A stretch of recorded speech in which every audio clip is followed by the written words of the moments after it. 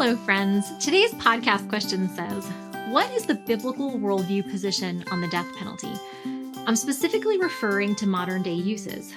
I am pro-life, but sometimes I get asked if I support the death penalty, and I honestly don't know exactly how to respond. Now, I am so grateful that this question came in because I often hear the term pro-life thrown around when people begin talking about capital punishment. So today, what we're going to do is we're going to look both at the term pro-life and then at the biblical view of capital punishment. And then we're going to explore how can we help our children think clearly through this topic, because our children are growing up in a world where these two ideas of being pro-life and then thinking through the death penalty are often confused and conflated. So that's the topic that we're going to dive down deep into today on the Foundation Worldview Podcast, where we seek to answer your questions so that you can equip the children that God has placed in your care to carefully evaluate every idea they encounter and understand the truth of the biblical worldview. I'm your host, Elizabeth Urbanowicz, and I'm thrilled that you've joined me for this episode today. And if you have not yet liked and subscribed or rated and reviewed this content, would you invest the few seconds that it takes? It really helps you out because it ensures that you don't miss any future episodes. And it really helps us out because it ensures that our content is not suppressed by the algorithms that are seeking to suppress it. So help you out, help us out. Now, as we're thinking about this topic, I think the first thing we need to do is we need to explore what the term pro-life means.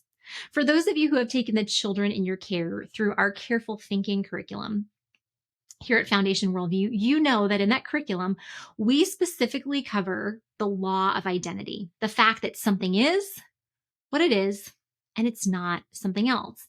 So this means that when we're using a term or someone else is using a term, we need to make sure that we actually understand what is the meaning of that term.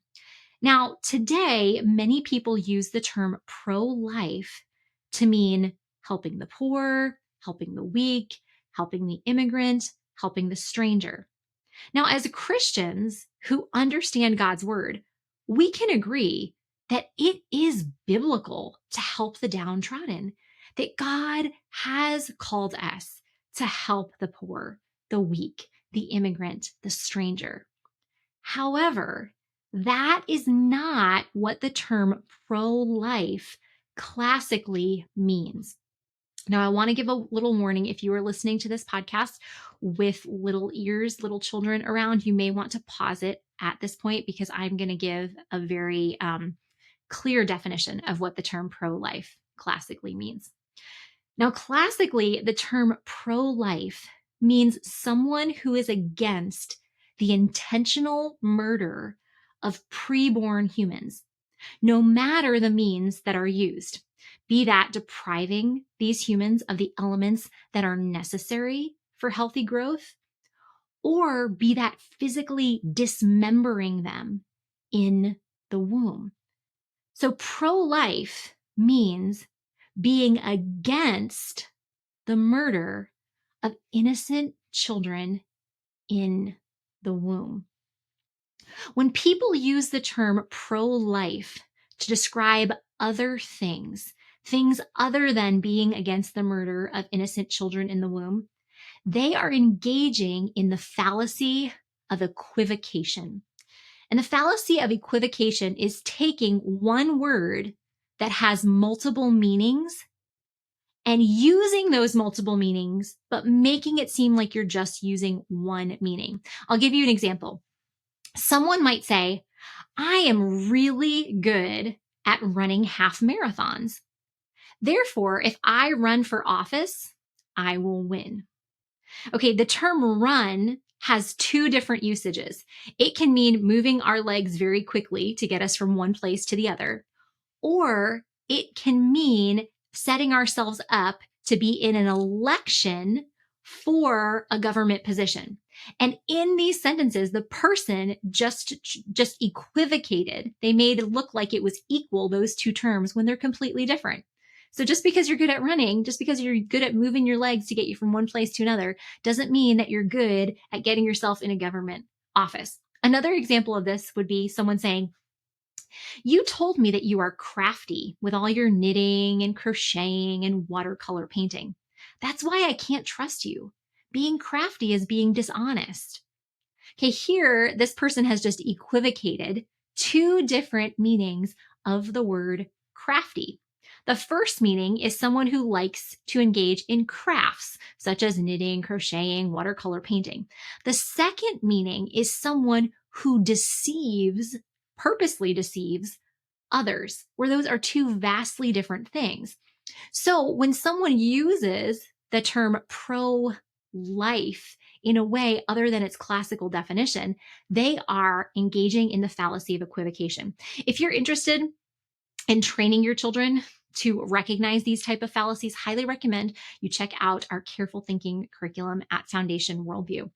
Now, as we're thinking of someone saying that they are pro-life, and then thinking about, okay, what does that mean for being for capital punishment?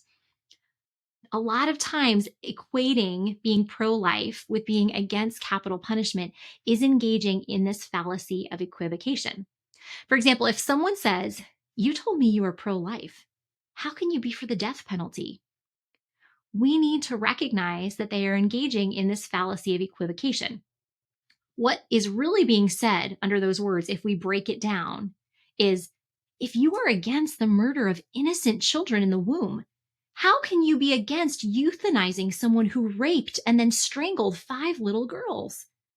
Now, when we put it in those terms, it becomes very clear that being pro-life, being against the murder of innocent children in the womb, is vastly different than being against capital punishment, being against the death of someone who has committed a heinous crime against innocent victims.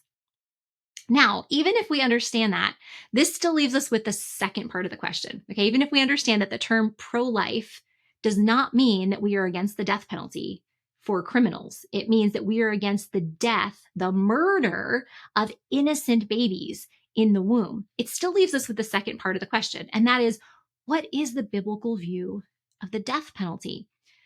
Now, in scripture, we see the death penalty prescribed in multiple places in the Mosaic Law. Now, I am not going to go through all of them because this podcast would be way too long. However, if you just go to Leviticus chapter 1, that's a chapter where the death penalty is prescribed multiple times. Now, there are many other places in the Mosaic Law where it's prescribed, but we'll just look at a few not Leviticus, in Exodus chapter 21. So Exodus 21 verse 12 says, whoever strikes a man so that he dies shall be put to death. Okay, so if someone hits somebody and that person dies, the person who hit them shall be put to death. Verse 15 says, whoever strikes his father or his mother shall be put to death. Verse 16 says, whoever steals a man and sells him, and anyone found in possession of him shall be put to death. Okay, so kidnapping in this case is cause for the death penalty. Verse 17, whoever curses his father or his mother shall be put to death. Now, as I mentioned before, this is not an exhaustive list. This is just an example of 4 places in which the death penalty is prescribed in Exodus chapter 21. But this is just a sampling showing that when God gave the Mosaic Law to the nation of Israel, he did prescribe capital punishment in multiple places.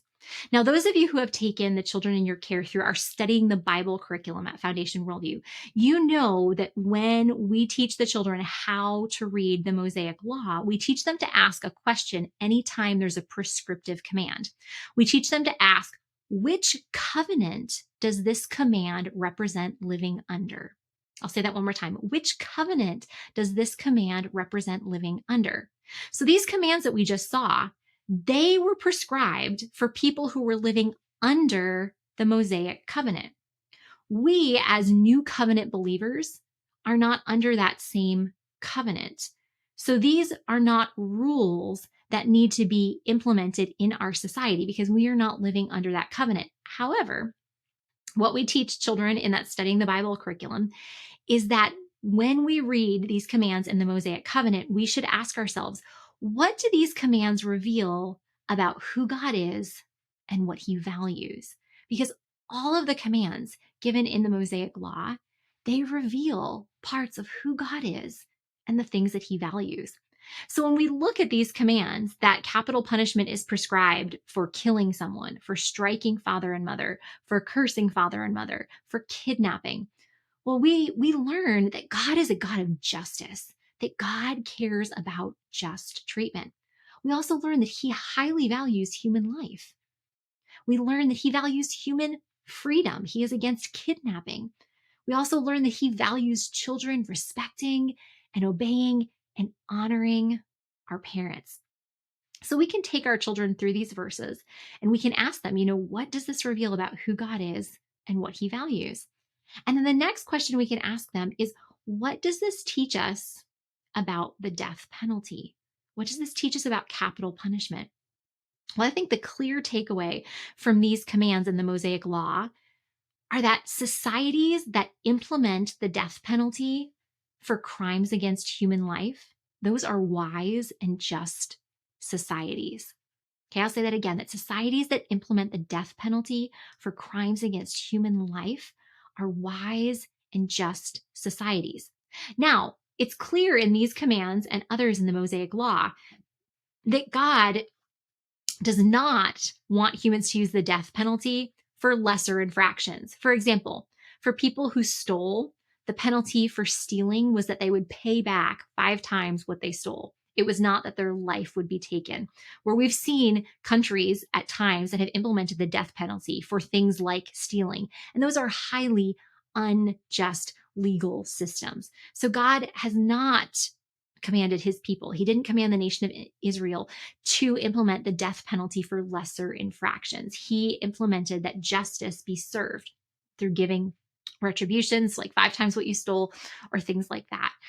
Another thing we want to make sure that we're being clear with our kids is that, we've already seen that it's wise when societies implement the death penalty for crimes against human life.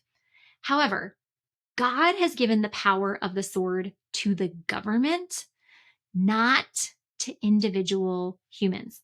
So even if we believe that the death penalty is an appropriate form of retribution for things like murder and kidnapping and rape, and those punishments are not implemented for someone who is convicted of one of those crimes, we would be violating God's established order if we implemented such consequences on our own.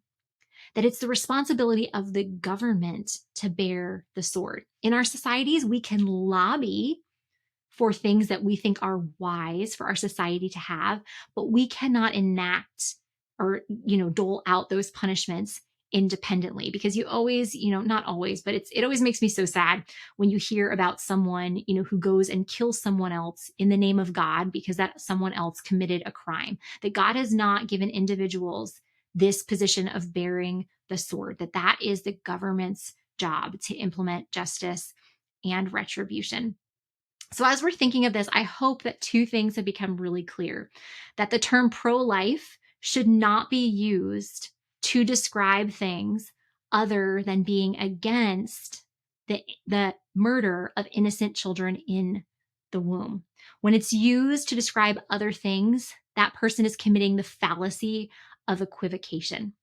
Then I hope it's also clear that God has made clear in his word that societies are wise and just societies when they implement the death penalty for crimes against human life. But it is not our responsibility to carry that out. That is the responsibility of the government. Well, if you have a question that you would like for me to answer on a future Foundation Worldview podcast, you can submit that question by going to foundationworldview.com/podcast. As we leave our time together, my prayer for you is that no matter the situation in which you and the children God has placed in your care find yourselves, that you would trust that God is working all things together for your good by using all things to conform you more into the image of his Son. I'll see you next time.